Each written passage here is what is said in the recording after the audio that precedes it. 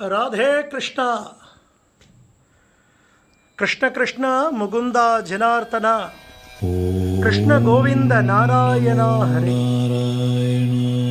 श्रीमद अखिलांड कोटि ब्रह्मांड नायकन तेन्नांगूर क्षेत्रत्तु नायकन पांडुरंग स्वामी नित्यम विधविधमान अलंकारम एंबெருமானுக்கு இன்று என்ன விசேஷம்? ஐப்பசி மாத பிறப்பு. வருஷத்துல 2 மாதங்கள் ரொம்ப விசேஷமானது. ஒன்று சித்திர மாத பிறப்பு, இன்னொன்று ஐப்பசி மாத பிறப்பு. இரண்டுக்குமே விஷு புண்ணிய காலம்னு சொல்லுவாங்க. இந்த புண்ணிய காலத்துல குருவாயூரப்பனை சேவிக்கிறது ரொம்ப விசேஷமானது. அதனால தான் ஒவ்வொரு வருடமும் தமிழ் புத்தாண்டன்று சித்திர 1 பாண்டுரங்க சுவாமி பக்தர்களுக்கு குருவாயூரப்பனாக சேவை சாதிப்பார். ஆனால் இந்த வருஷம் சில தவிர்க்க முடியாத காரணத்தால பக்தர் தென்னாங்கூருக்கு குருவாயூரப்பன் ஏழல.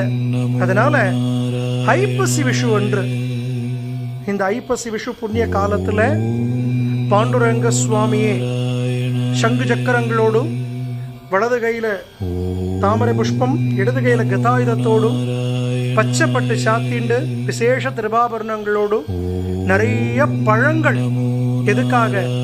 இந்த லோகமே செழிப்பா இருக்கணுங்கிறதுக்காக வேண்டி எம்பெருமான் திருமேனி முழுக்க பழங்கள். குருவாயூர் கஷேத்திரத்துல நாணல்ல புஷ்ப மாலைகள் சாத்திருப்பா, வரிசையா விதவிதமா வர்ண வர்ணமா புஷ்ப சாத்திருப்பா. ஆனா லோகத்திலே இல்லாதபடி பழங்கள், ஆப்பிள் ஒரு வரிசை, ஆரஞ்சு ஒரு வரிசை, மாதுளை ஒரு வரிசைன்னு எல்லா விதமான கனிகளையும் உலக க்ஷேமத்துக்காக வேண்டி, உலக செழிப்பு காண்டி பெருமாள் திருமேனியில சாத்தின் இருக்கார். பழக்காப்பு அலங்காரம் குருவாயூரப்பனாக.